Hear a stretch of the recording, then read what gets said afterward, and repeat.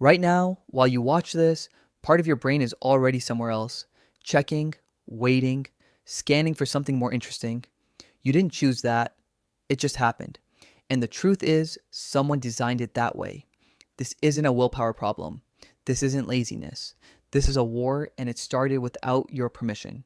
Recent research suggests the average human attention span has dropped dramatically over the past 2 decades. Not because we got dumber, because someone got smarter. And they've been studying your brain far longer than you've been using their product.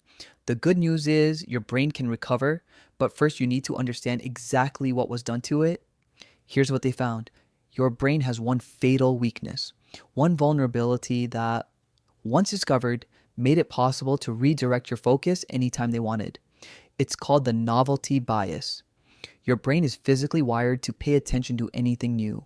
Not anything important, not anything meaningful, anything new. 200,000 years ago, that kept you alive. A rustle in the bushes meant a predator. A new smell meant food or danger. Your brain learned to drop everything the moment something new appeared. That reflex saved your ancestors. Today, it's being used against you. Every notification, every scroll, every autoplay video that begins before the last one ends. These are not accidents. They are precision instruments engineered by a team of neuroscientists and behavioral psychologists whose only job is to trigger your novelty bias before your brain can recover from the last one. Nir Eyal, a behavioral designer who helped build systems inside some of the world's most used apps, described the goal simply: make the user feel a slight discomfort when they're not using the product, not excitement. Discomfort. Your phone is not trying to entertain you, it's trying to make you feel wrong when you put it down. And it's working. A study from the University of California found that once your focus is interrupted, it takes an average of 23 minutes to fully return to the original task. 23 minutes.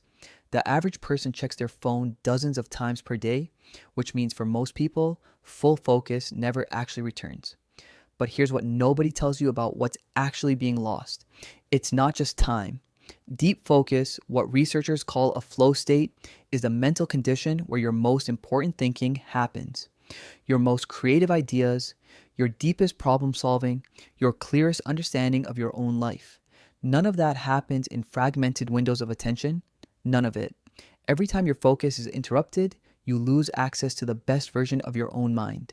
Former Vice President of User Growth at Facebook, Shamath Palihapitiya, said in 2017, "I think we have created tools that are ripping apart the social fabric of how society works."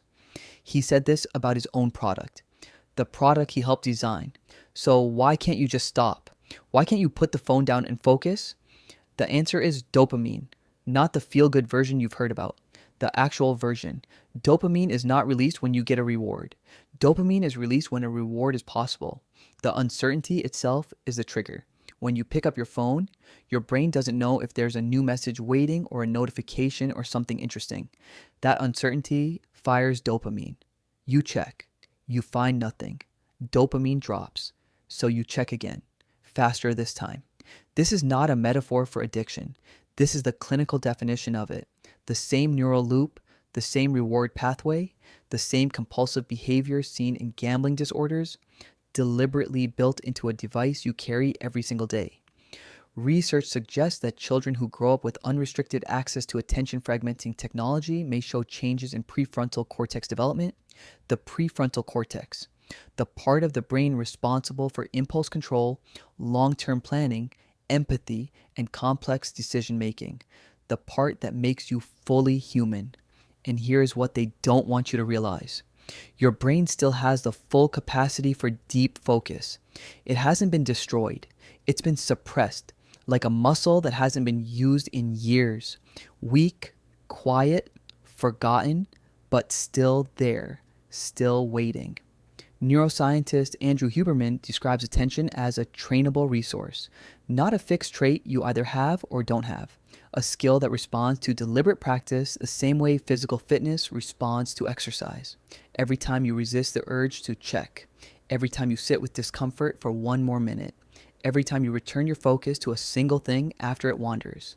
You are rebuilding the neural pathways that were systematically weakened. one moment of resistance at a time. The war on your attention is real. The weapons are real. The damage is measurable, but so is the recovery. Your focus is not gone. It was taken. And anything that can be taken can be reclaimed. Every notification is asking one question. Who owns your mind? Tomorrow, your answer will be written by what you pay attention to today.